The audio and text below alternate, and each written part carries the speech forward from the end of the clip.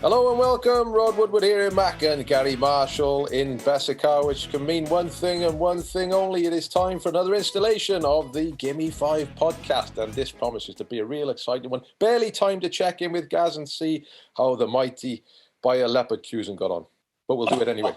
Well, Rod.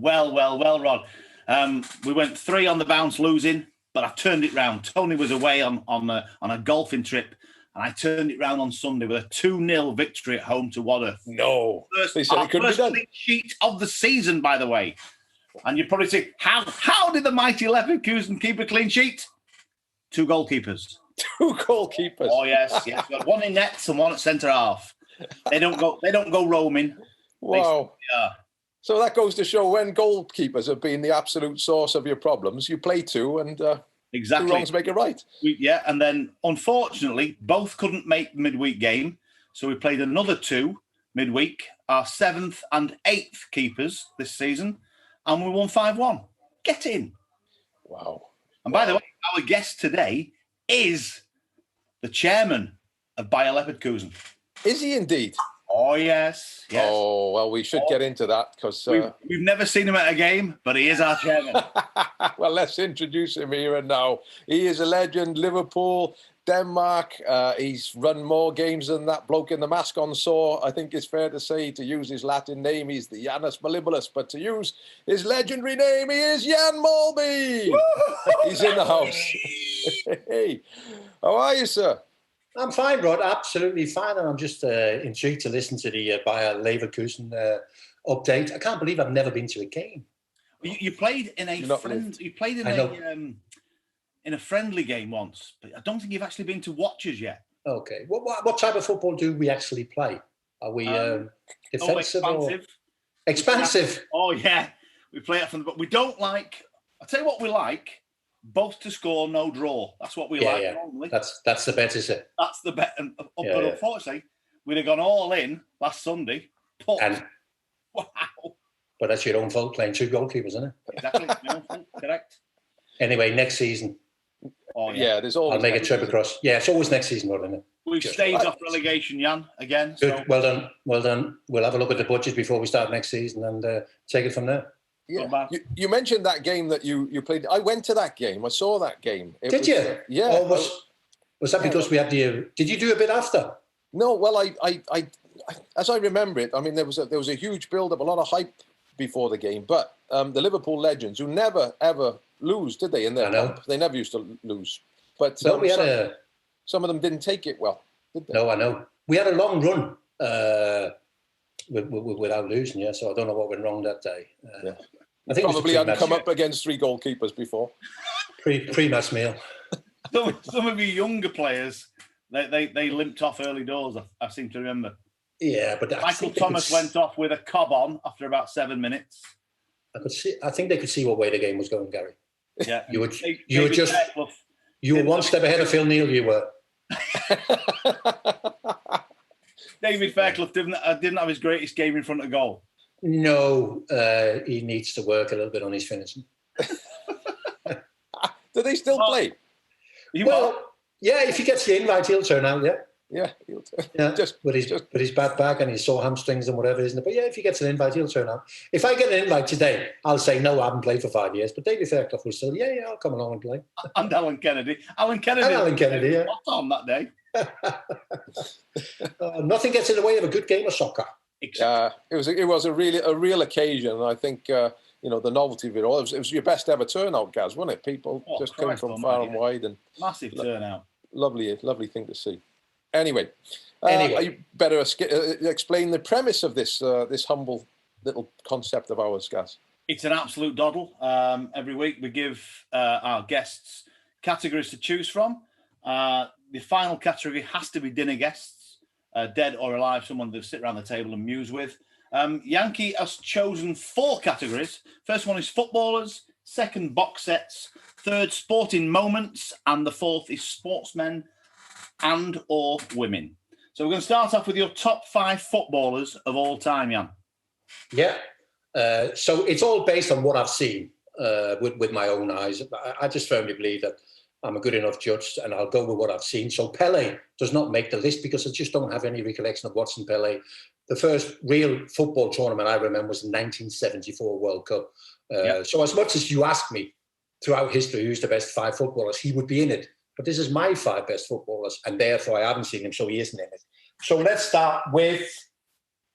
who should we start with? Lionel Messi.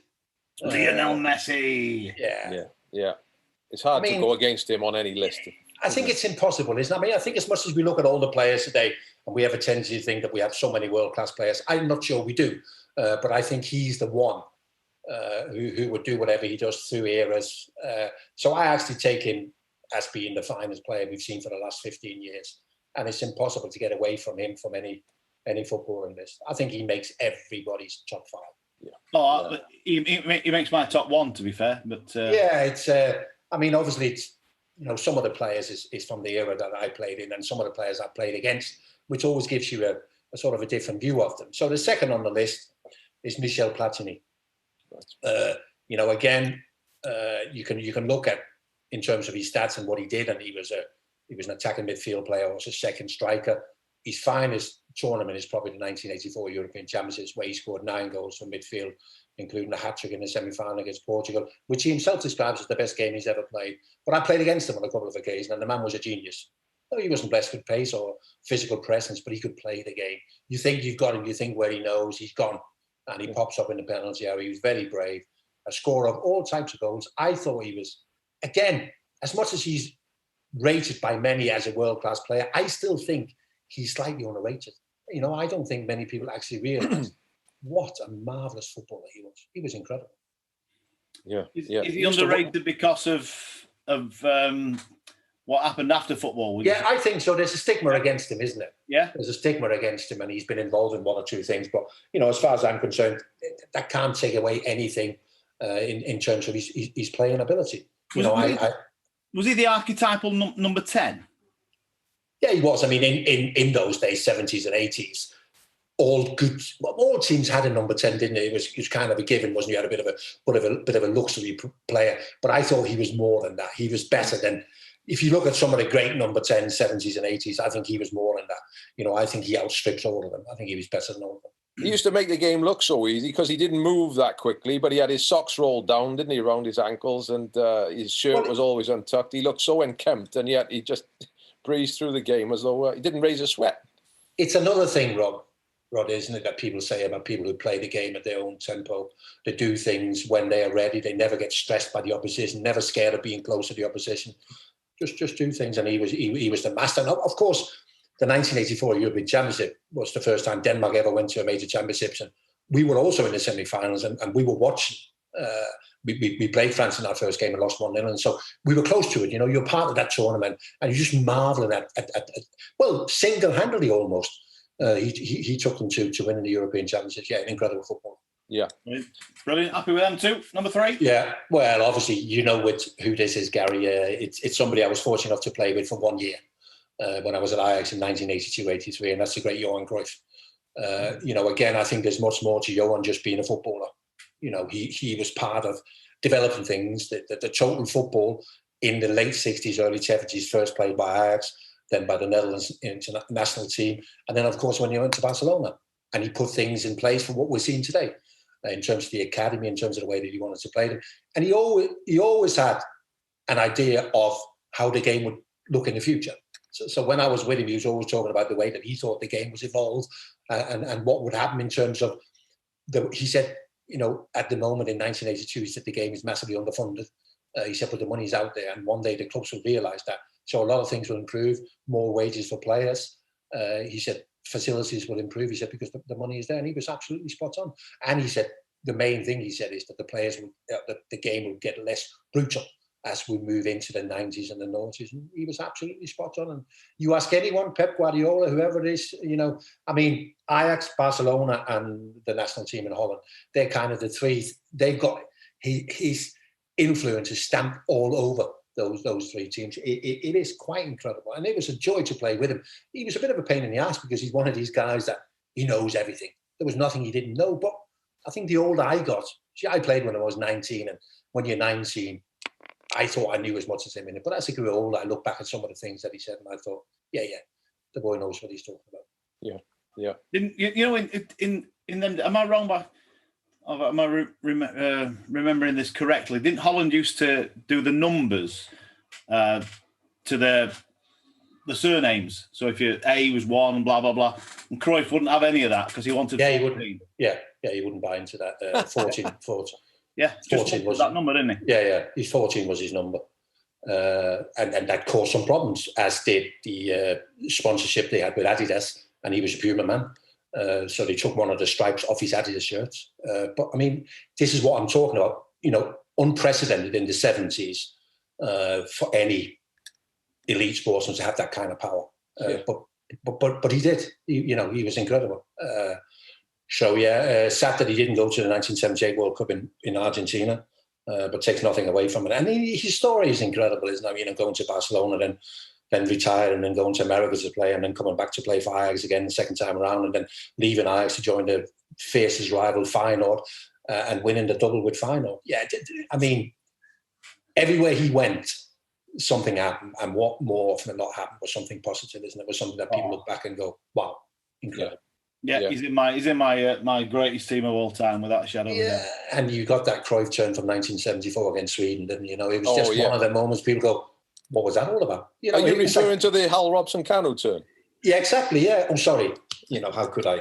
I mean, why would I even credit Johan Cruyff with that? That's Hal's that. Let's leave it that way. That's Hal's that. Jan. Every single episode, they have to get something Welsh in. Honestly. And what's this taken? Three actual people mentioned, and we get a Welshman. I say Welshman. He's not even Welsh. No, he's not, is he? Well, it was always going to come in with your Swansea connection, Jan. Exactly. I was going to crowbar that in. But I'm not sure Vinnie Jones was Welsh either. Gary, can you help me there? Well, he must have been Welsh. He had a dragon tattooed by there. Oh, well, in that case, then. And he sung the national anthem, didn't he? He did sing it, yeah. Yeah, fair to it. He probably sang it better than I can, but that's not difficult. Well, we'll try that one day. Anyway. Number 4? Yeah. Now, this is one of them footballers where people go, really? But I grew up with a lot of German football in the 60s and 70s. And this guy... I refuse to believe anyone going to tell me that he isn't the finest, most elegant playmaker the game has ever seen. He was a genius. Gunter Netzer. Gunter Netzer? Remember him? Yeah, I do, yeah. Borussia Mönchengladbach went to Real Madrid. Oh, what a player. Never quite got the games he should have had for Germany. But I used to look at him and go, what a player. So elegant, always on his toes, pinging balls, scoring free kicks from 30 yards. Gunter Netzer. I know people go, he wasn't that good. In my opinion, I would watch the highlights of the German Bundesliga and straight out into the garden and doing Gunter Netzer passing and free kicks. The boy was a genius. Well, I think, like I say, 74 was the first World Cup that I took any notice on, but I'm pretty sure there's a blackout for the final. I'm sure, and we never saw the final in England. I'm sure there's a... Oh, really? Was that just your house, Gaz? Was that just Doncaster? Yeah, just Doncaster. Yeah. But 78, Rob Rensenbrink for me was the greatest. Robbie Rensenbrink was the greatest player I've ever seen. Yeah, but there is things, isn't it? Yeah. There is things. I mean, I see your Arsenal thing up at the back there. And as far as I'm concerned, the two finest Arsenal players I've ever seen is... Dennis Bergkamp? No. Robert Pires and Liam Brady. Right. So there you are. And not many people would agree with that. But it is sometimes it's what you see, isn't it? Yeah. And you go, wow, that'll do me that, Yeah. So, Gunter Netzer. Gunter Netzer. Should have been a goalkeeper, though, with a name like that, sure. Yeah, he probably should have been, yeah. And the last guy is, again, like I mentioned, 1984 European Championship with Platini in 1984, same thing, 1986, the Diego Maradona World Cup. And Diego Maradona is the last player. We were in that World Cup, Denmark, and after the 3 group games, when we won all 3 games, and all of a sudden we were second favourites to win the World Cup. And all we wanted to do was to play against Argentina. You have this thing where I watch them on TV and I can see he's special, but I want to play against them. Because there's a lot of really, really good players, and you play against them, and in the end, there isn't that much difference between you, is there?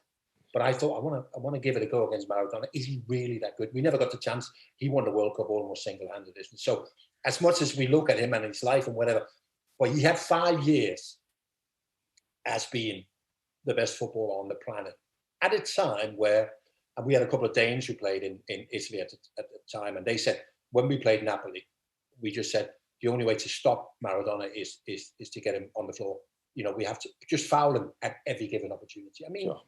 you know, and still, he just went on and on and on. You know, so Diego Maradona, you know, some people will go, I don't like him and he did some naughty things or whatever. But as a footballer, as a pure footballer, genius. Yeah. Genius. Yeah. Not a problem. I'd have Maradona all day long in my 11. Yeah. Gunter Netzer will be on the bench, obviously, but did you know he won German Footballer of the Year in 72 and 73, Gunter Netzer? I didn't actually know that, no. Yeah, played for Real Madrid as well, didn't he? Yeah, he did. He went to Real Madrid, yeah. I remember that. And then I lost a little bit of track of his, but I'd seen enough at that Mönchengladbach. Do you remember the Mönchengladbach in the white and the green? Yeah. And what a team they were in the 70s, you know. And but he was the king, yeah.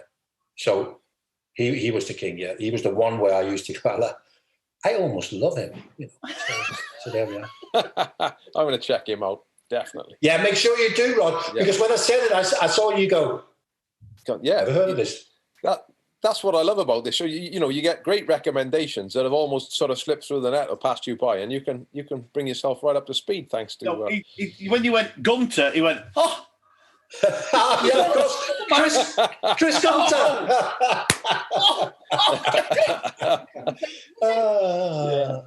He was number 6. Number 6. Yeah.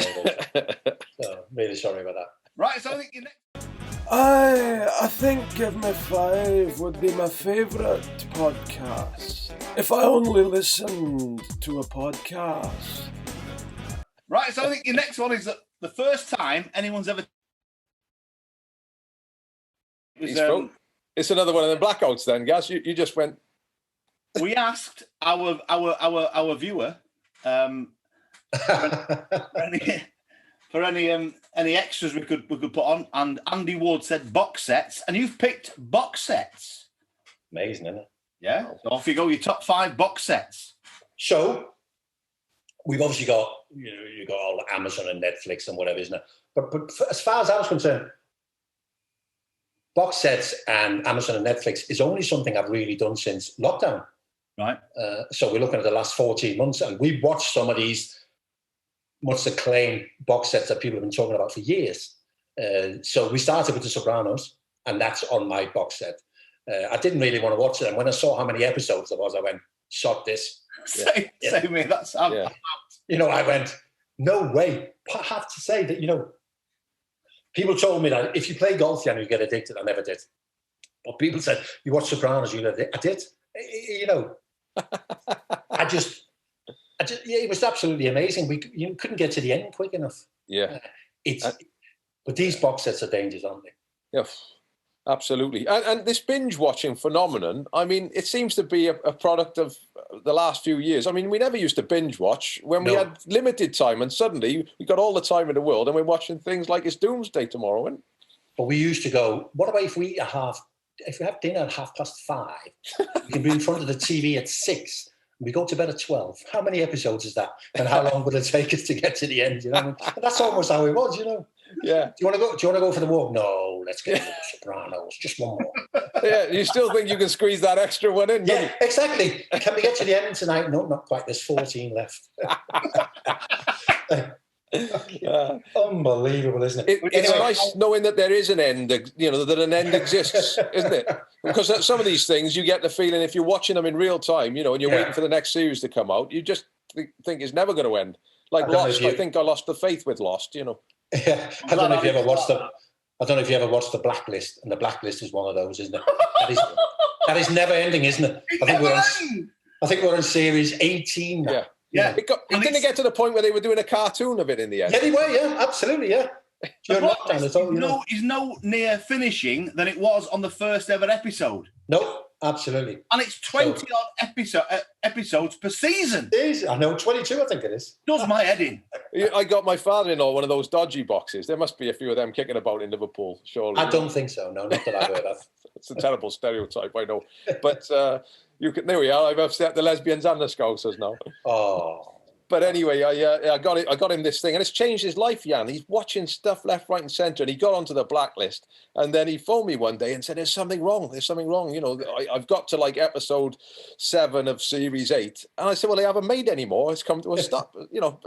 So he's just waiting now for the next season. Then it came out as a cartoon, and he said, "There's something wrong with his dodgy box." But it is dodgy. He's watching stuff that hasn't been made yet on there. It's unbelievable. Are you up to date with Blacklist, Jan? Yes, we are. Yeah, I'm one episode behind. It's more my wife, Mandy. She absolutely loves it. But the Blacklist is not on my box set. Oh, same here. I hate it, but I've got to watch it because I've started it. Wow. Anyway, I really hate it. It's the same episode every single time. How many people are on that Blacklist?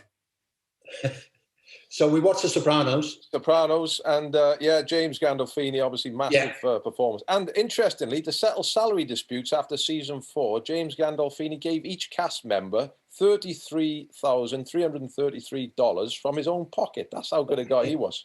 Yeah. How many people would that have been? That fact hasn't been posted here by my our producer Ian Parsons, who's a big. I'm sure you'll find out. If it's only 2, it's not that impressive. But if it's that's true. That is very true. Anyway, so because we're into Sopranos, and you think, what else is there? So we went for The West Wing. Oh, brilliant!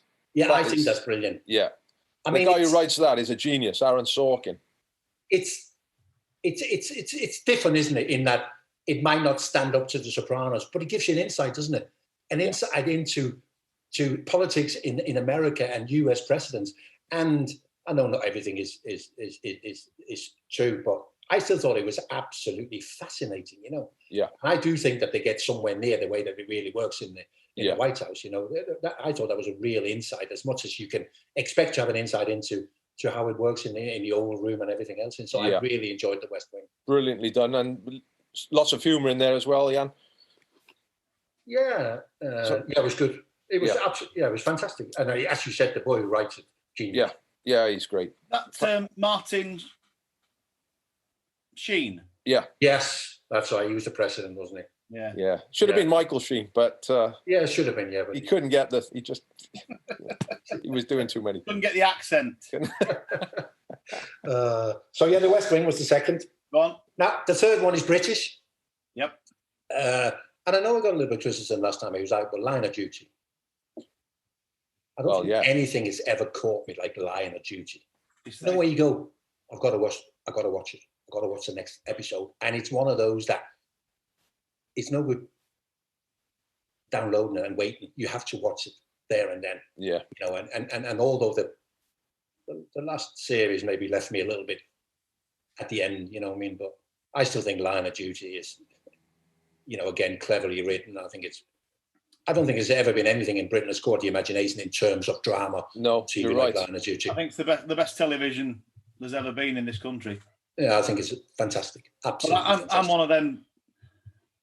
I record it every week, and I can't watch it on a Sunday and then wait another Sunday. I can't do that. Oh, okay, so you stack them up, do you? Stack them up. I don't go on Twitter or any social media on a Sunday or a Monday, just in case.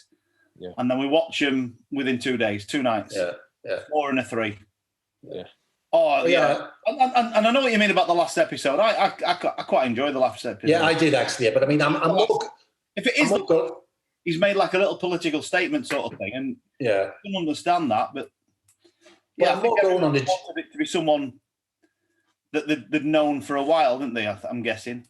I think I'm more going on the genuine feeling from the people, and a lot of people said, "Oh, we were a little bit disappointed because."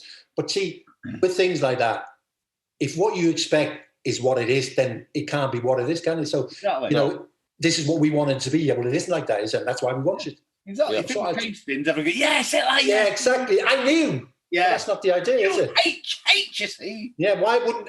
Hasting BH, yeah. Yeah. He isn't, is he? Yeah. Love it. Absolutely adore it, man. Yeah. So, Go on. the fourth one, Yep. Chernobyl. This is another one I've never seen. This is Yeah, on our well. list. Debbie wants to watch this. She's been on about it for ages, and somebody recommended it. And she just walked in at that right on cue. Chernobyl, I said, yeah. Yes. I remember that it was what 86. May, I think it was May 1986, and I do remember it. But we obviously didn't have all the facilities that we do today in terms of getting the news, so it was a bit sporadic what we actually got. And also, there was suppressing, wasn't it, news and in those days. But obviously they've done this series, and don't watch it because you want to watch feel good TV, because it doesn't give you that, but it gives you real insight into simply mind blow, the whole setup surrounding that. So it's one of those days where you feel that you need to be in the right frame of mind to see something. Yeah. How many episodes, Jan? Yeah, good question. This is where we need a producer, isn't it? Yeah, it was a world phenomenon. I can tell you that the popularity of the miniseries was credited with a 30 to 40% spike in tourism to Chernobyl in the months following the premiere. Yeah, it's really. Yeah, amazingly. But is it? I think it's back on the amber list though now, isn't it? Now, Chernobyl. Is there anything that isn't on the amber red list? Oh, unbelievable! Can you imagine if you're in Portugal? I was in Portugal at the weekend for the Champions League final, and I just got back in. Can you imagine you'd have been there and they go, Yeah. So when you come back now, you've got to isolate for 10 days. I know, and all the tests. Yeah. Well, our tickets came through to go to watch, Italy, Wales, Italy in the Euros, and in Rome. Yeah, that came with. We were expecting that to be taken off the list, but there's 2 weeks quarantine when you get back, and the checks that you had to have when you got there, and then check before you. So we knocked it on the head. We're going to watch it on TV. Hey, one of the greatest gags of all time. Why mustn't you buy Russian underpants? Chernobyl fall off. Yeah. Oh, yeah. Who wrote that? Whoever wrote that? Yeah. It's a brilliant gag. Genius. Yeah. Absolute genius. Whoever wrote the Chernobyl fallout gag. You've just upset the population of Chernobyl now, Gaz, so that's 5 another 3 episodes. listeners gone. Is there many from? Oh, they all listen. Yeah. All of them, yeah? Yeah. Our big listening base is Chernobyl. Okay. Chernobyl and Sellafield. Yeah. You get a lot of listeners. Sellafield and very similar, those two places. Hebden Bridge. We had a lot in Hebden Bridge for the first 3 episodes, and we lost a lot due to based on. He lost the Bob upsetting listeners. Yeah. We're down to 3: 2 in Chernobyl and 1 in Methley, Leeds. Evidently, I don't have a good enough understanding of lesbians. It's something I'm working on. Yeah. Anyway, box set. Go on, number 5. Number 5, but it's the daddy. The Killing. I must admit, I love The Killing. How good was The Killing? But I Danish. think, was it American? It was the American one that, because obviously it's a Danish. Yeah, it's a Danish crime series. Yeah. Yeah, but was it America that redid it? Was it American? Yeah, they did. Yeah. That didn't work. But and the actors in it I've never seen before in my life before. Sarah Lund, that was on stage name in the all the Faroe Island jumpers. Do you remember all that? Yeah, Christ, she's a weird looking lady. Yeah. Oh, that was the start. Have you seen The Killing, Rod? No. Oh, the first scene's outstanding. Unbelievable. Is it subtitles or is it dubbed? Or no subtitles. Well, you can have subtitles if you watch. Yeah, you can have both. You can have you can have the But go with the subtitle one, and you won't be disappointed. Yeah, it's amazing. Yeah, and of course it was the start of something that many people enjoy now. Yeah, of course. It's Scandinavian drama. Scandinavian drama. Joel Kinnaman. Yeah, he's good. He's in. I've seen him in loads of things. He could drop the F-bomb during the final season because Netflix purchased the show. Yeah. Who's Joel? But you won't be disappointed, Rod. You will not be disappointed. It is. It's a great. Honestly, it's dark. Yeah, it's dark. Chernobyl and The Killing. They're both. Yeah, but a lot of the Scandies are a little bit dark, aren't they? All the crimes. Yeah. But it's just something totally different, isn't it? It is, and like you say, the two main stars, they're not your archetypal, main stars of a detective show. They're just ordinary looking people, aren't they? I know.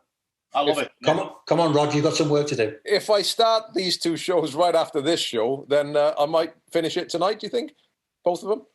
Well, there's more than one. How many series are we talking for The Killing? Well, I think it is 3 series. Oh, okay. 3. Oh, yeah. Maybe 6 in each or 8 in each. I can't remember. I can't remember.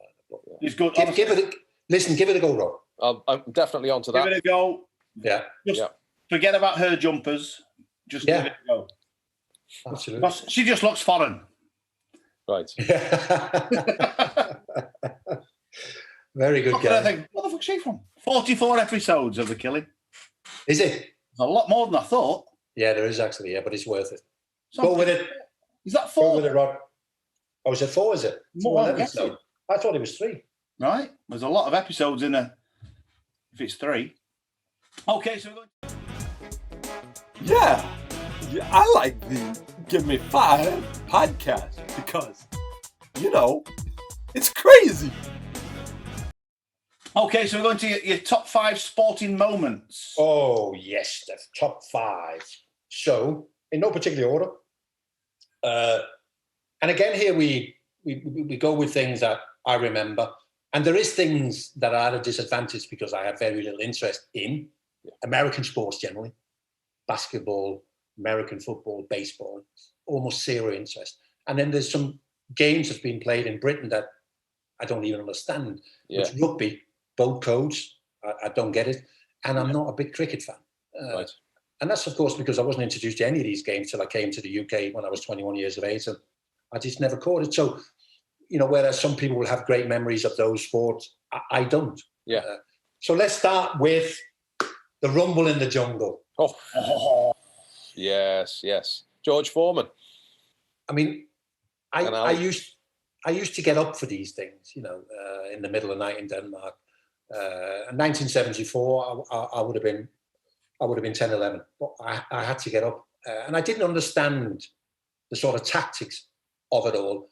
I think the thing with boxing is we all like to watch boxing, don't we? Yeah? You can kind of relate to it, can't you? But I didn't quite understand the tactical side of it and the way that Muhammad Ali just stood there and let him, punch himself out. Yeah, until he went, and I just thought it was as much as I think Muhammad Ali was probably in the best physical condition since in the 60s when he left the army.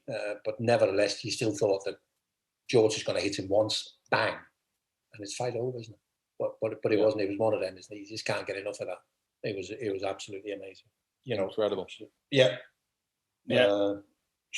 Indisputable, that one, Jan. Yeah. The second one, you might not even have heard of it. The headline would be "Miracle on Ice." Oh, Torval and Dean. Nope. Miracle on Ice. Is it ice hockey? Yes. Is it Wayne Gretzky? Nope. Oh, it's the only ice hockey person. Was it Cardiff Devils? Yeah, it was Cardiff Devils. I thought it was. Yeah. Was it the Sheffield Steelers? Absolutely, yeah. It was the 1980 Winter Olympics, Lake Placid. Yeah. The USA against the Soviet Union. I remember this now, yeah. Yeah. The Soviet Union was obviously massive favourites. I think they'd won the 5 of the last 6 Olympic goals. They came with all the players, and the Americans were basically amateurs. It was the youngest ice hockey team that America has ever sent to the Olympic. It was the youngest team in the tournament. They were expected to do exactly nothing. And here we were in the sort of medal group games. And this was in the middle of all the tension through the Cold War between the US and Soviet Union. And it was just the most incredible game. Going into the last period, the Soviet Union were winning 3-2. And this young American team scored twice to win 4-3. And it was just I remember sitting at home watching, couldn't quite believe it. I'm not normally somebody who supports American teams or American athletes in it, but this was a real underdog. I mean, when are the Americans ever underdogs? Yeah, that's true. They're never underdogs in anything, but they were in this game, and it was just incredible. And actually, a few years ago, I saw a documentary on the American team and all the players, and most of them never even went any further beyond that. That was their moment, the 1980 Winter Olympics. But yeah, I thought it was incredible. Absolutely incredible. It was voted the greatest sports moment of the 20th century by Sports Illustrated. Really? Yeah. I'm not surprised. I mean, it was such a given that the Soviet Union was going to walk all over them. And yeah, it was drama beyond this. Were you big into ice hockey? No, but I was big into the Olympics. So in the 70s, as a kid, it was limited to what we got on TV. Yeah. So the only things I remember from the 70s is the Olympics, 72, 76, I know this was 1980, and the World Cup 74 and 78. They were the things. And with the Olympics, I embraced every sport. I liked them all because it was the Olympic. I'm thinking, if you're an elite athlete, this is what you want to do. So it didn't matter. It was the weightlifting or the clay pitching shooting. I watched it all and I was amazed. I'm not an ice hockey fan in any way, shape or form. But I love the Olympics and I couldn't take my eyes off it. Yeah. Couldn't take my eyes off it. And the third one, an amazing, when I came over in 1984, I'd never seen this sport being played, but it was one of the sports I took to instantly. Snooker. I liked snooker. Yeah, I know you thought it was darts, but it was snooker. Dennis Taylor, Steve Davis. Absolutely, 1985. Is that when it was? 1985. Yeah, it was. Yeah. I remember the Bank Holiday Monday when he finished. I was in a casino in Liverpool, and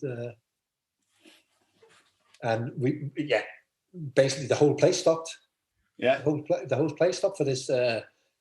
I've never ever spoken to anyone who didn't watch that. Yeah. It was incredible, wasn't it? How it captured the nation. But to think that there was 18.5 million people watching that at midnight. At midnight, Snooker. So this is like, people go, yeah, but no. I said, understand there was 18.5. I mean, Britain came to a standstill. Yeah. And it was a lousy game, wasn't it? Oh, the last 5 minutes are going to be the worst snooker ever played. He was like... all over. I mean, Dennis Taylor. What's Dennis Taylor doing in the final? He was 8-0 down. He's no good. I don't think there was 100 break in the 35 frames. And the last frame was shambolic. Yeah, it was. It was elite sport, wasn't it? Yeah. It was nerves. It was like, yes, you might be the best player in the world, which Steve Davis was, but that doesn't exclude you from being nervous and not being able to do what we expect you to do, isn't it? It was just drama beyond, isn't it? Amazing. So I just can't, the sheer fact that there was 18.5 million people decided to watch that, that's good enough for me. Yeah. 18.5 million, and like you say, the best player in the world being 8-0 up against Dennis Taylor. Yeah, I know. And getting beat. And dusted, isn't it? Yeah. And I think one of the shots on the black that he missed, I bet he still can't sleep, Steve. No, but he can't believe he missed it, can he? No. It's a bit like those footballers who miss a penalty in a penalty shootout. He can't believe what I've done that for. And Steve Davis will look at that and go, but then that's the beauty of it, isn't it? Yeah. Yeah. Because if you pot every ball you expected to pot or score, every penalty, whatever, then he wouldn't be what it is. No, this is true. And you can imagine, can't you, that, I mean, there was no clock, was it? So the time they took sizing up the shots and you go, there's no way he can miss this. Yeah. But he did. And then it was Dennis. There was no way Dennis can miss what he fucking did. Well, it remains, believe it or not, the record viewing figure for BBC Two, and as of 2020, it was still the record for the post-midnight audience for any British television channel. So there you are. I mean, shows don't get anything like that now, do they? So that'll never be beaten. That. No, but I always think that it's kind of the public decides what is great, isn't it? Because if they watch it, then that means that it's gripped a nation, isn't it? Yeah. We can look at other things and go, wow, that was amazing, but nobody watched it because nobody could be bothered. Well, as I said before, this stopped the nation. It stopped the busy casino in Liverpool with probably 250 people, and they went, whoa, no more dealing. Roulette table fucking closed down. We're watching this. Well, I bet you had a cob on then, didn't you? You'll have had a cob on. I did a little bit. I had about £2.50. Stopping. Oh, come on. No, what do you mean? So, yeah, I loved it. I've seen him get a cob on with a croupier. That was abroad, wasn't it, Gary? That was abroad. He changed that night. The Isle of Man. Isle of Man. Oh, right, okay. Oh, Why are you making the rules, not me? You're winning, though. You're winning. Anyway, the next one, sporting moments. Yep, go on then. Oh, we'll get away from the Isle of Man, shall we? Yeah, let's do that, Gary. Yeah, this is not. Gaz likes to get into serious discussions. He's like Roger Cook once he gets going. Chips, cheese, and gravy. Cheese. Go on then. 1994. A sad one. Right. The death of Ayrton Senna. Ooh. Terrible. Yeah. I mean, he'd won the World Championship 3 times prior to 1994. He was charismatic. He was great for the sport, wasn't he? And he'd actually come out and said before that season that, he thought there were some safety issues within Formula One. He said somebody would get hurt. And here we are. And again, it was one of those moments that, because he was big enough for the world to stop and take note, and you go, I'm not suggesting that every person in the world watches Formula One, but everyone in the world knows about Formula One, and they know all the drivers, know all the top drivers. And there he was, good looking young man in the prime of his career. Crashes, and sadly, that was the end of his life, isn't it? So it's a sad thing, innit? But it's again, I mean, obviously by that time I was still at Liverpool, we were playing away, isn't it? It would have to take something special for you to go. Yeah. It's kind of, you've seen it all, haven't you? Yeah. When the greatest dies. Well, that's the thing, isn't it? I know it's no worse than had it been another driver. Exactly. But the fact that he was the man at that time makes it even more, you go, no way. This can't happen. Was it Ratzenberger? Didn't he crash the day before? Was that? Yeah, he did, yeah. Yeah. So he was, it was terrible, wasn't it? Yeah. Absolutely terrible. San Marino, I'll never forget it. Senna. Sad, but it's one of those, isn't it? I mean, what that means for people in Brazil. Yeah. Where he was an absolute king. Yeah. And the last one, and again, you mentioned before, Gary, when I came over here, there was sport that I never really took interest in. I started to take interest in. There was snooker being one of them. Darts, I can see you going. Darts was another one. And you're not going to tell me that Phil Taylor isn't one of the greatest ever. But I also was quite keen on horse racing. And I can't get away from this Sunday at Ascot. Right. Oh, the 7. The Frankie Dettori 7. Frankie Dettori. Yeah. That was just amazing, wasn't it? It no disrespect, but it wasn't a ripping, was it? No. It was at Ascot, competitive. And to have 7 winners in the same day. I mean, it's one of those that if people have no interest in racing and don't understand it, you go, was that special? Unbelievable. Oh, Christ, was it? Yeah. It was unbelievable. What about his last one? Was about 25-1 in the... and it went off 2-1 favourite, didn't it? 7-4 or something after, didn't it? But the fact that he was 25-1 or 12-1 before the race, or at the start of the day, indicates that he's got no chance, doesn't it? Yeah. And then all of a sudden, And again, it's a bit like everybody watched the snooker in 1985. I also think that everybody I've spoken to backed all 7 winners. Which, I didn't back one. No, exactly. Because one of them. Why didn't you back one, Gary? Because you go, this can't happen. He can't win another one. He's won 2, he can't win 3. He won 3, he can't win 4. And when he won 6, there's no way he can win 7. There's no way he can win 7. Yeah, Fujiyama Crest was 25-1, went off 2-1 favourite. Yeah. Oh. And then there's always like conspiracy theories, isn't there? Oh, they let him win that. Oh, really? Oh, yeah. Bookmakers. Yeah, exactly. Here we are.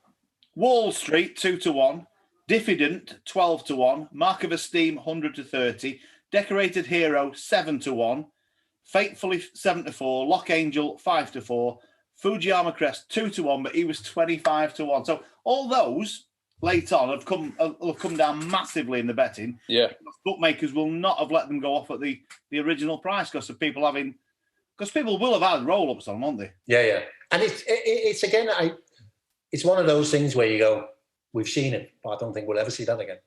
Actually, I did back Lock Angel 5-4. There we are then. So you were lying. Yeah, £5 on it, not a problem. But yeah, it's it's not as popular as some other sports, horse racing, is it? But that was a special moment, and that went worldwide. Yep. You know, that news went worldwide because it was just incredible. And of course, again, it's a bit like Ayden Senna, isn't it? It was Frankie, you know. Had it been a less charismatic jockey, it might have been different, innit? But Frankie did more for the sport that day than has ever been done for horse racing anywhere on the planet. Yeah. You know, so it was amazing. Brilliant shout again. Absolutely amazing. Lovely, jubbly. So your fourth category was sportsmen or women. Yeah. So let's go with again I love sleeping. You know, if you could sleep for a living, that's what I would do. But there isn't enough money in it, Rod. And the only man who could get me out of bed was Muhammad Ali. You know, again, I mean, one thing was his ability as a boxer, but I think there was much more to him than just being a boxer. You know, he's a man of principle. Yeah. He had a personality, and you know, some people looked at him and go, "He's unbearably arrogant," but that's never how I viewed it. No. He was just confident in his own ability, and he knew he could do things. And you know, the 1974 being the perfect answer. So Muhammad Ali for me, you know, and even to this very day when he's no longer with us and whatever, there's not a person in the world that doesn't know who Muhammad Ali is. Exactly. And not just that, people know his story, you know, of being stripped of the title and coming back and regaining the title against all the odds, and you know, and then of course the sad illness that in the end took his life. But Muhammad Ali is just, you know, people used to get up to watch, not necessarily the fight. You used to get up to watch him because you just never knew, did you? No. What's he going to do? He almost invented that pre-fight hype, didn't he? Yeah, he did, didn't he? Yeah, it's a good point. That. But he seemed to carry it off with a twinkle in his eye. You knew he was being, didn't you? Tongue in cheek, wasn't he? Yeah, you did. Yeah. Can you imagine how much you'd have to pay pay-per-view for a Muhammad Ali fight? Oh, if they're charging for Logan Paul against Floyd Mayweather, who's not, I know. Who's going to pay for that shite? Yeah, I know. But yeah, could you imagine if he'd have been round on pay-per-view? Oh, amazing. Muhammad Ali. My old man and my granddad used to go to the local cinema and they'd put the fights on there. Yeah, they did. Yeah, absolutely spot on. I've heard people tell that. Yeah, that's how big it was. Yeah.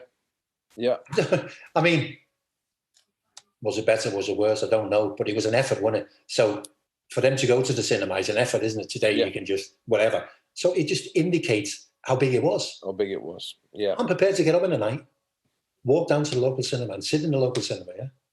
And watch it because that's how big it was. Because why? Well, it's Muhammad Ali. Yeah. You know. Yeah. Incredible. Number Amazing. 2. Incredible. Swimming. David Wilkie. And not Peethy either. Michael Phelps.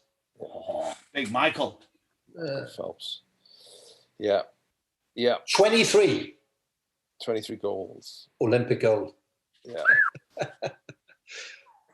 What a man. Yeah, but the amazing thing is that swimming is won by a fraction, isn't it? Yeah.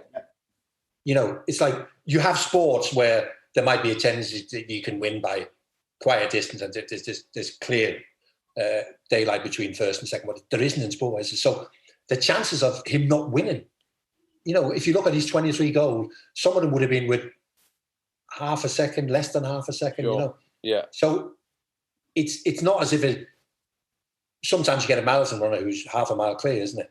Yeah. You know, this is neck and neck and neck, but not just with one, with two, sometimes 4 or 5 of them in a line, isn't it? Yeah. So always to have that last little bit to make sure you touch before everybody else. Yeah, I just, you know. Have you ever tried, you know, if you're in like a swimming race, have you ever tried to do that turn that they do? Yeah, I have, yeah. How many times have you missed the wall? Oh, unbelievable. I don't know how they do it. Too early. Nobody is ever going to tell me that turn is helps you, hinders you. Nobody's ever going to tell me that Gary's tried that turn. No, maybe not. Maybe not. Try it. Breathe. You tried that in the pool in Benicarlo? No, it's too small. And there's no water in it most of the time. If Michael Phelps was a country, he'd be ranked 32 on the all-time medal count. That's how many he's done. Unbelievable. Yeah. I mean, 8 gold in Beijing, 2008. Yeah, and a thoroughly decent human being by the looks of things. It appears that way, doesn't it? Just the Summer Olympics, he'd be ranked 28th.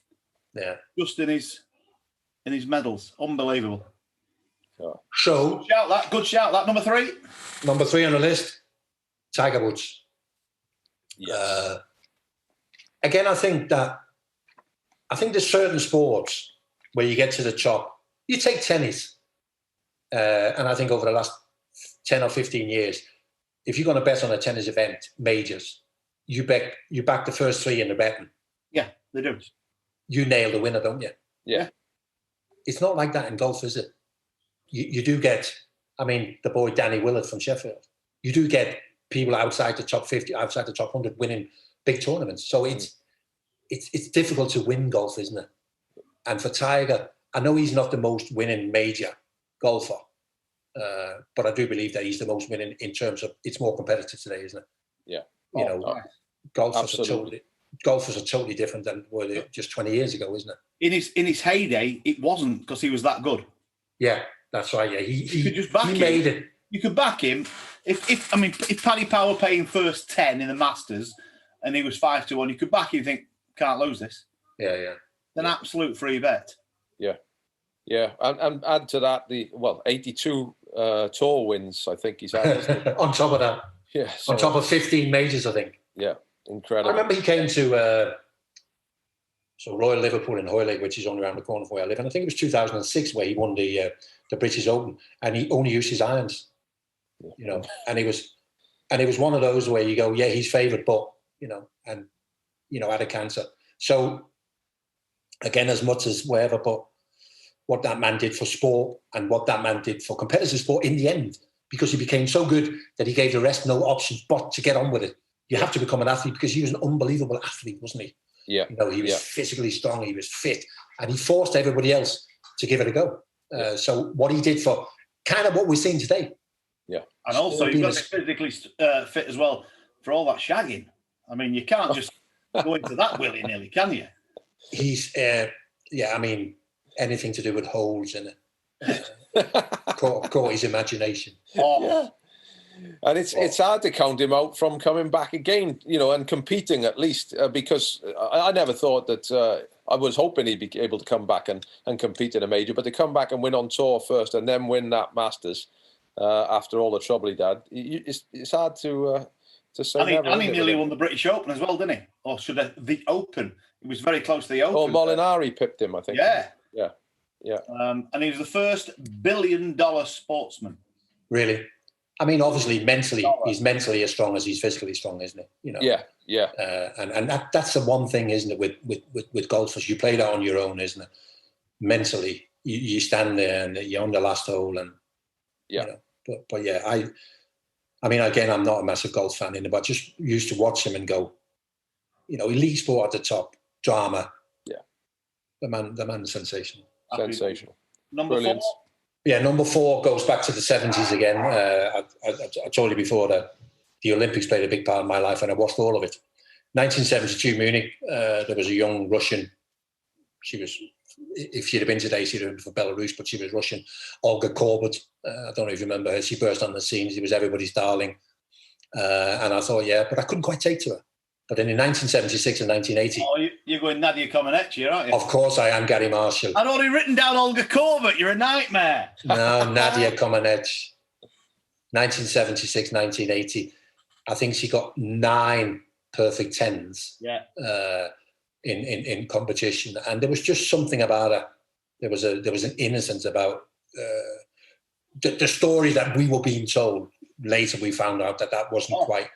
the story was that she had a brutal life with a coach and everything else. But there was just something refreshing about Nadia Comaneci. She Romanian?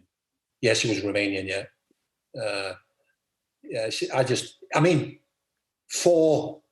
it would be impossible today for a gymnast to be as popular and spoken about as she was back in the 70s, isn't it? But she was one of if you had to name the 10 most influential sports people in the 70s, she would have been one of them. And she was a gymnast. Yeah. So it kind of indicates that she did something that opened everybody's eyes. Just the perfect 10s, isn't it? Was one of them, isn't it? Yeah, the perfect 10s is... Because everyone... Who's the perfect 10? Oh, Colbert. No, it weren't Colbert. No. It was Nadia, wasn't it? Mm. So I was a big fan. It was, again, one of them, a bit like Muhammad Ali. I got to watch this. Yeah. I'm not into gymnasts, no, but I'm into, sport at that level, isn't it? And to be the first one. So I was a big fan. I was a massive big fan. Brilliant. Like that. I like that. Nadia Comaneci. I didn't like that you led me down the path for writing. No, I know that. I'm OCD. I've written it. I've had to cross it out. So basically, I've got to rewrite this whole page now. Sorry about that, Gary. But for the last one, and also, I don't know how you spell Comaneci. Comaneci. Nah, didn't do it like that. No. Didn't spell it like that at all. So it doesn't matter. I've had to rewrite it anyway. So you Maybe I've misspelled it. Go on, the number 5. Anyway, as I said before, I'm not a fan of American sports generally. Oh, I know what this is. I know. The Last Dance. Oh. This is something that has passed me by as well. This is we found this out in the last show that we did, and someone mentioned this, and I'm going to have to watch this now as well. How good Michael is it? Jordan. Yeah.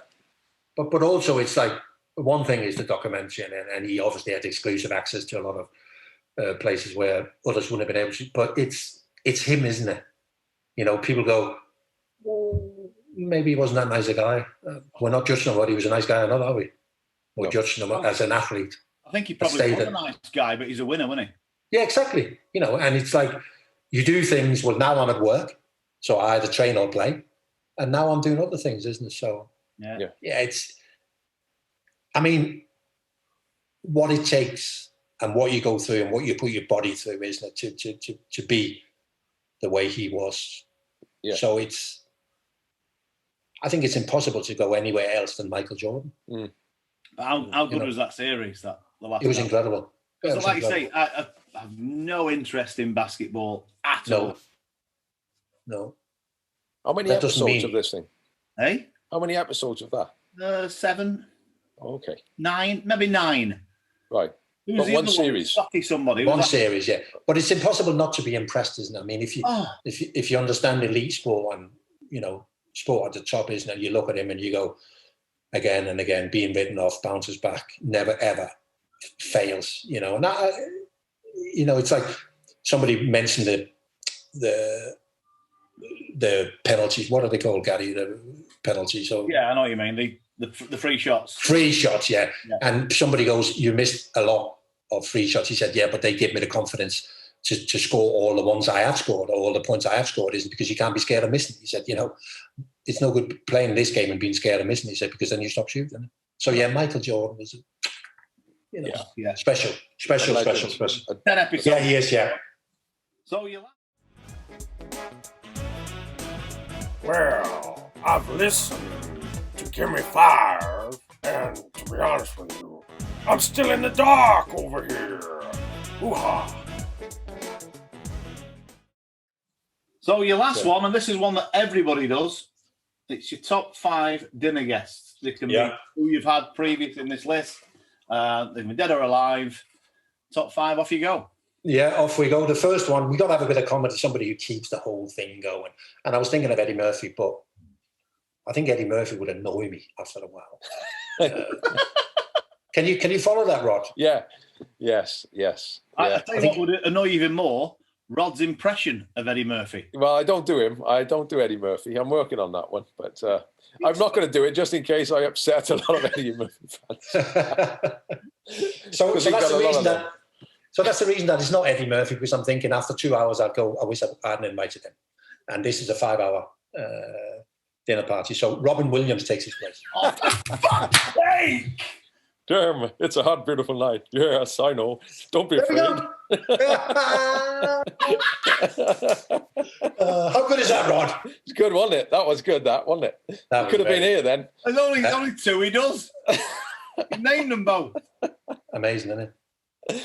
He's good though, isn't he? He's brilliant. Absolutely brilliant. Yeah.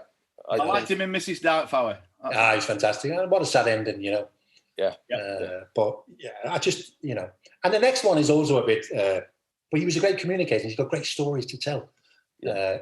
This next guy is not somebody I necessarily want to ask any questions. I just want him to talk, and he's very good at that, which was Bill Clinton. Yes. Yeah, I just think that was his strength when he was a great communicator. Orator. Yeah. He did the Hay Festival, and they were saying the Hay Book Festival, and it was packed out, sold out, months in advance. And he was, I think it was about an hour and a half getting there, late getting there, And of course, there were all these old matriarchs who had turned out to listen to the President of America speak, and they were all ready to give him a bit of a stern welcome. And within 2 minutes, he had the whole room in his hand like that. He was so charming, wasn't he? Along with being a great speaker. And that would be the one thing with him. I would allow him to talk for 2 hours at the dinner, even if some of the others go, "Can I?" No, you can't. Bill's talking now, and I want to listen to Bill because he's very good, and he would have a story to tell us. And so half of politics is being able to communicate, isn't it? Yeah. And I think he's certainly modern day. He's probably the king of that, isn't he? Yes. So I would like Bill at that. The next one is controversial, but I've got so many questions I want to ask this guy, and that's Adolf Hitler. Yeah. Has he made a list before, Gaz? I don't think. Oh, actually, I don't think he has. Kindo's list. No, he didn't, did he? No, Jesus did. But this is the first time. I always get those two mixed up. And Adolf Hitler have been dinner guests. Again, it's asking questions about kind of what he was after is what's happening today, isn't it? With a united Europe, you've got the European, the EU, and it's kind of what he was after, that, wasn't he? Yeah. And I want to ask him why he felt the need to conquer. We haven't done that today, have we? Why did he need? Was it anything to do with his experience during the First World War? Why was it the Jews that he picked on in the end? All those things is things that we guess at, but we don't quite know. Why he decided to do all those things. So I would like to ask him all these things. He's a fascinating choice, and makes perfect sense. Now you've put it like that. Why wouldn't you want to get to the bottom of that? Yeah, but I think there's a million books about the Second World War, isn't it? And you can read, and everybody's slightly guessing a little bit, isn't it? Yeah. So I think there's a lot of things, and historical. Is there anything bigger than the Second World War? Yeah. I doubt it. So that's the third one on my list. The next one. Robin Williams is having a good time. Oh, damn, yes.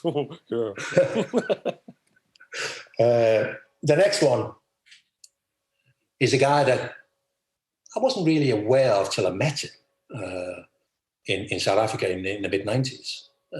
Was Nelson Mandela. You realise what a special man he is. And again, I would like him to ask questions about, everything that he fought for, and then he became the president, and what he then subsequently was disappointed that it never quite moved in the direction that he'd hoped for. South Africa hasn't quite made the strides that he'd hoped for. And that the whole thing about the 1995 Rugby World Cup, isn't it? Yeah, he united a nation. I mean, the Springboks was the darlings of the whites. And he sensed that for us to win this, we need the whole nation behind, isn't it? So I don't think he should ever underestimate the risk he took by doing all that. And I think in many ways he's a fascinating guy, isn't it? Yes. The stories he can tell about his time in Ellis Island and everything else. So I would like Nelson Mandela. There's a question I'd like to ask him. Go on. Do you pay road tax over here? I think just in case you're forgetting your act. That's all I'm doing this for. What act is that, Gary? Just in case you've forgotten this, which you probably will have before you go back out speaking again, I'll give you a little bullet point. Thank you very much, Gary. Yeah, no, I really do hope that you take to the road and do your act again, because otherwise Gaz is going out as a tribute. I can do it. Marlborough.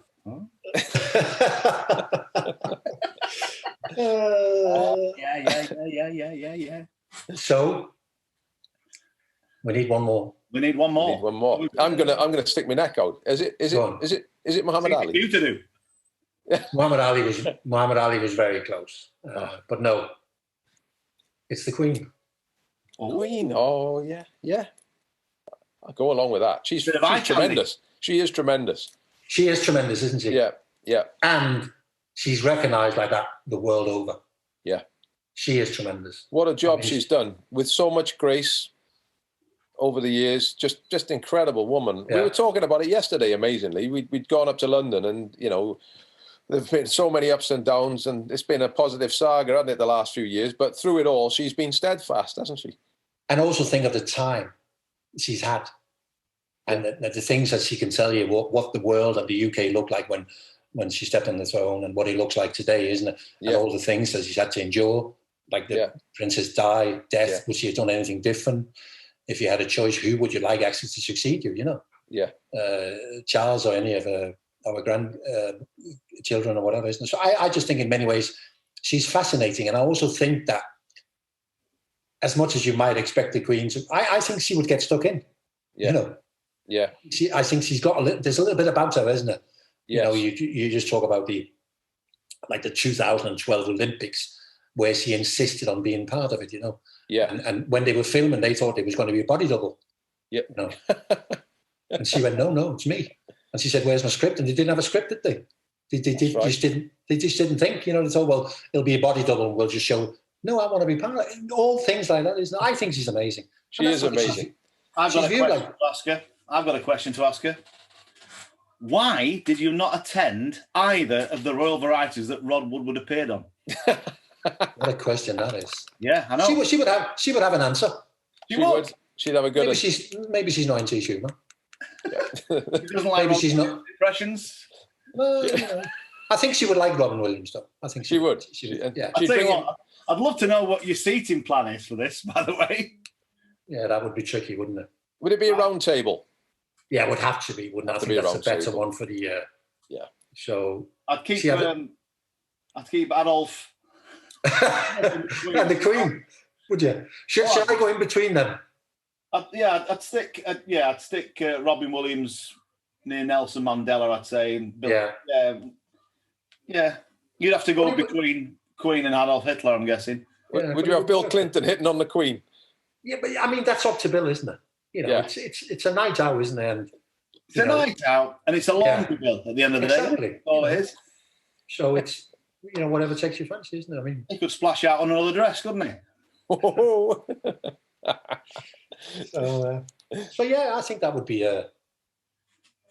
you wouldn't get bored, would you? Hey, to be fair, that's not bad. To be fair, that Adolf Hitler, he's a good shout. To be fair, he's going to liven any party up, isn't he? Really? Yeah, he would be. Also, because you have to be on your toes, don't you? Just in case. Yeah, and just say that moustache never really took off, did it? No. And I think if you knew Robin Williams was coming, and then Hitler walks in, everyone goes, "Oh, look, it's Robin Williams dressed as Hitler." But then Robin Williams walks in, and everyone goes, "No!" Oh, I can't wait. It's going to be a good night. It's going to be a good night. Yeah, belt. Tell you what, we've had some crackers there, by the way. Some belt. Gunter Netzer, everybody. Gunter. Yeah. A little bit left wing, some of them, isn't it? Nadia Comaneci. I'm delighted with that, to be fair. Absolutely. I can't blame you. Michael Phelps as well. Yeah, Michael Phelps. And the Miracle on Ice. If it was a country, it'd be the 28th most winning country in the Summer Olympics. That is unbelievable, isn't it? Yeah, it's incredible, isn't it? Yeah. Just for one person to be 28th out of the whole Olympic Games. On his own. Right, on his own. Awesome. Yeah. USA versus USSR. Yeah. There's a film about that, Gaz, by the way, which if I can't find the footage to go with Chernobyl and The Last Dance, I can at least watch the film with Carl Malden as Brooks and Steve Guttenberg as Craig, apparently. Ian Parsons has popped this up. It's a film called The Miracle on Ice, so you can relive that. Oh, Yankee, there's one for you. Yeah. There's one for me, I wasn't even aware of that. Yeah, there's one for you. So it's nice to give you something back, you know. And also... I do appreciate that, Robert. Queen could talk about the Magnificent Seven as well, couldn't she? She'd be all over that. Oh. Was none of the way in her colours, were they? No. No, definitely not. But I bet she backed all seven, evidently, I heard. Yeah, she wasn't the only one. She had him in a roll-up, she said. Yeah. Wasn't it a bookmaker that went Gary, whatever his name was? Oh, yeah. I know what you mean. He took a hit, didn't he, and stood it. Christ. Like me and you didn't believe it could happen. And I think it took him years before he bounced back. Yeah. Because strangely enough, the people who backed the horses wanted the money, you know. Yeah. Surprisingly. Yeah, What, now? Yeah, I would like it right now. Yeah. So it's the derby tomorrow. Who do you fancy, Jan? I haven't even looked, Gary. He's one of them that I was watching something on the morning line the other day, and the derby's not like it used to be because Ayden O'Brien's got about 7 runners. Wait, has he not only got one this year? Well, normally he's only got. I know. He's only got 7. I think he's got all the runners in the Oaks. Right, but he's only got Bolshoi Valley in the. I think so. Yeah, I think he's got 4 or 5 in the Oaks, and only one. If he's pinning his hopes to one, then you have to suggest, yeah. Wonderful. But yeah, no, it isn't quite the same, is it? Nah. But then when we're talking about racing, on the back of that, we got Royal Ascot, haven't we, which is the real deal, isn't it? Yeah, it's not the same when Troy and Henbit and Nashwan, they were great days. Yeah. And then, of course, after that, we got the Euros. Oh, yeah. Who do you fancy? Don't say Wales. No, I'm not saying Wales. No. Why would I? I didn't want you to jinx us, because we're obviously... To be fair, though, when you look at your squad, you've got some decent names, you've got some decent players in there. Well, I actually think on paper, they're stronger than they were in 16. I totally agree. When I looked at the squad and I thought, well, this is not as weak. Because I spoke to a few Welsh and they said, we got no chance. And I'm not so sure this. We can get a few of them firing. Yeah. So, I'm expecting the final at the very least. Well, if you're better than 2016, it can only be the final. I bought tickets to the final, and obviously we didn't get there, but I went anyway. But it was. Did you? Yeah. It was a great occasion. Not a great game. No, but these are occasions more than the quality of what you see, isn't it? Yeah, for sure. Yeah. This looks like it's tight, doesn't it? It looks like a lot of countries can potentially win it. Although I look at some of them and I'm not sure the Dutch can win it. I'm not sure the Germans can win it. But they're up there amongst the favourites, aren't they? How do you see England faring? I think they'll do okay. But again, I'm not convinced. If you watched them the other night, I know it would be a different side, but ooh. I didn't watch them the other night. I watched Germany-Denmark, so I've just seen the highlights. I think France have got a chance. To be fair, you look at that squad France have got, it's mind-blowing, isn't it? It is mind-blowing, yeah. Griezmann and Mbappe. It shouldn't. Now they've got Benzema playing. Yeah. He probably shouldn't be allowed, can it? Better. And when you look at the under-21s, France, who played last Monday against the Netherlands, and the 2 centre-halves were the one Liverpool had just bought, Konate, and Upamecano, the Bayern Munich board. They were the centre-halves in the under-21s. Wow. Yeah. It gives you an idea of where they're at, isn't it? So the French are favourites, and they are my favourites. And I wouldn't be surprised. I like the Portuguese. The Portuguese have got a lot of good players. Yeah. Or as I call them, Wolves. Yeah, Wolves, yeah. Yeah. Wolves, yeah. So, no, it'll be good. It'll be good. It'd be tremendous, wouldn't it? If England can get a long way, isn't it? Because you kind of feel that you need a bit of a feel-good factor, don't you? I think we've got another semi-final in us, definitely. That was a big loss, Trent, mind, I think. I don't think he'd have played, Is he definitely ruled out, is he? Yeah, he's gone. I tell you, someone said the other day, can you believe he's dropped Lingard and Watkins and what have you, and they're going to play in this friendly? I'd have just told them to do one. Now, I bet they're all thinking, fuck, I said yes. Yeah, I know, yeah. Thank God I didn't. Thank God the choice stayed in the pram. Exactly. Because Lingard or Ward-Prowse, I think, are going to get a shout. Yeah. So it's a case of count to 10. Yep. Don't do like Gaza did in 98. Was it 98? Yep, 98. Where he stormed out. Why? No way back.